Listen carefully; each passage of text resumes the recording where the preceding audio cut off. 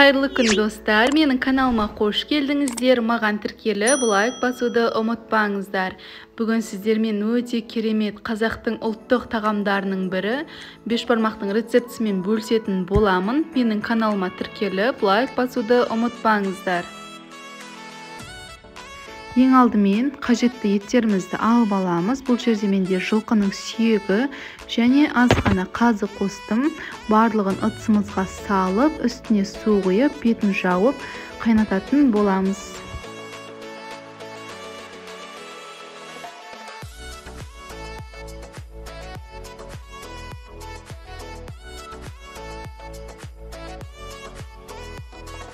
Осылай көбігі шыққаннан кейін көбігін алып тастайтын боламыз және дәміне қарай аз ғана тұзымызды сеуіп, бетін жауып 3-4 сағат жұмсақ болғанша қайнататын боламыз.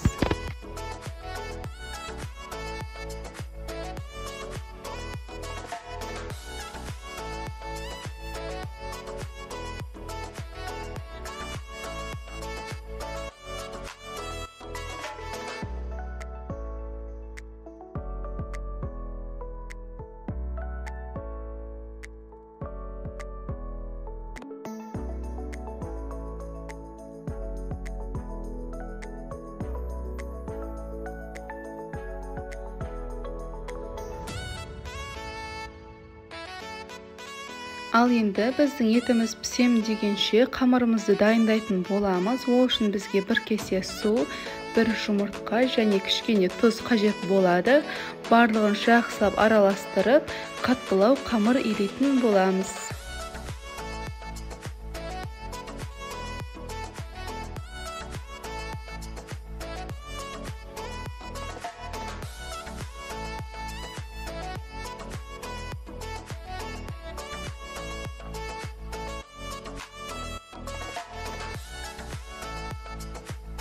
Дайын болған қамырымызды бетін жауып 15-20 минутқа тындырып қоямыз.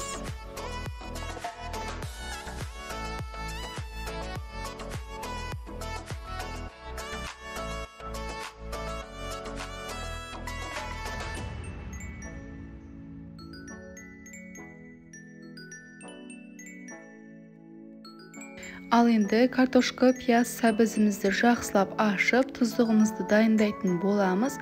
Және сәбізіміз бен картошкамызды жақсылап сыртын тазалап жуып, сорпамыздың ішіне салып жібереміз.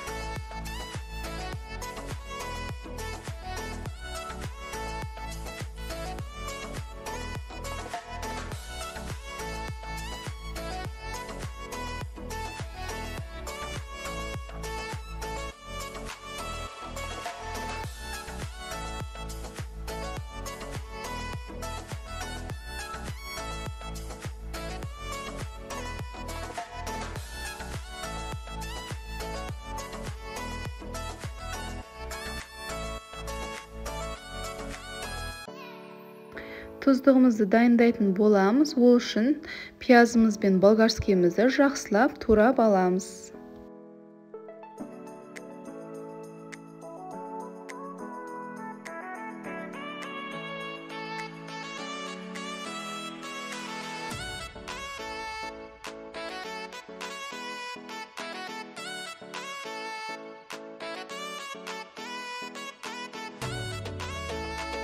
Сол аралықта қамырымызды тағы да 1 рет қайтарып, жақсылап жып-жылтыр қылып дайындап қоямыз.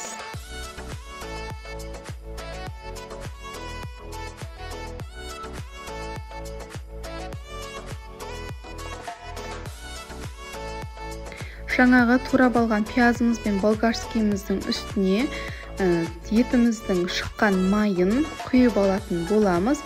Және оны газге қойып 1 қайнатып аламыз.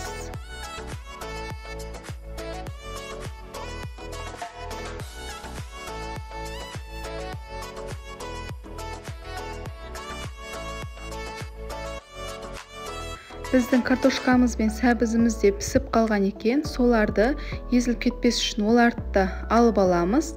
Және бетін жауып тағы да қайнататын боламыз.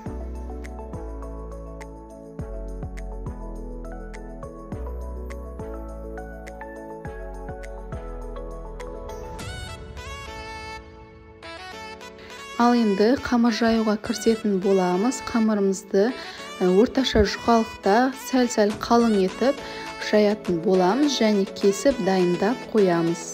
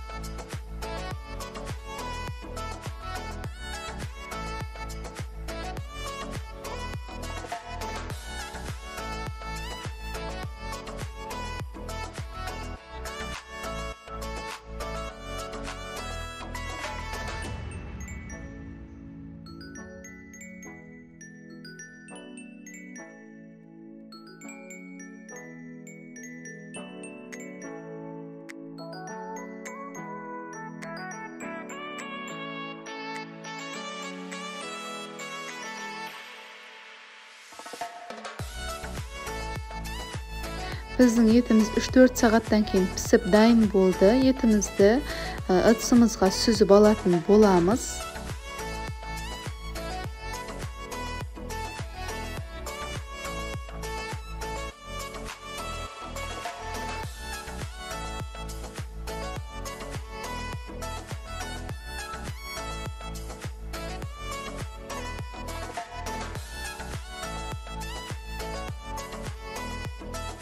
Және сорпамызды қамыр салуға дайындайтын боламыз. Суымыз азайып қалса, үстіне салқын су құйып, көбейтіп, бетін жауып қайнағанын күтеміз.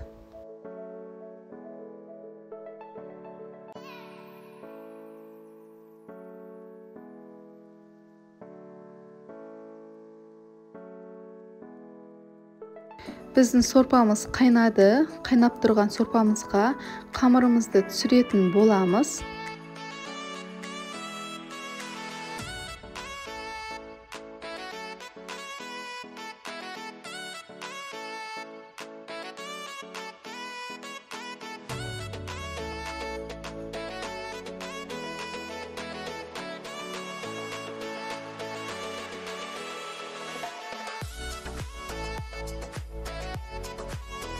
Қамырларымыздың барлығын жақсылап салып алдық. Ал енді бұның көтерілгенін күтетін боламыз, бетін жауып. Біздің қамырымыз көтерілді. Көтерілген қамырымыздың үстіне салқын суымызды құйып, ыдысымызға түсіріп алатын боламыз.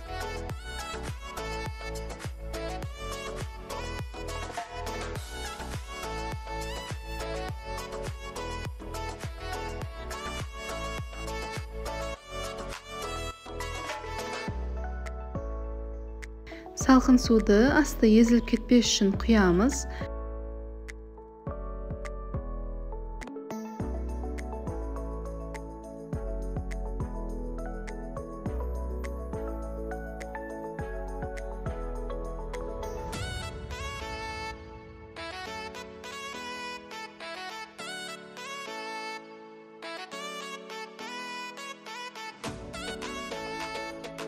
Қамырымызды түсіріп алдық. Ал енді жаңағы дайындап қойған тұздығымыз бен еттерімізді барлығын үстіне салып, картошка, сәбіздерімізді салып, дастарханға тартатын боламыз.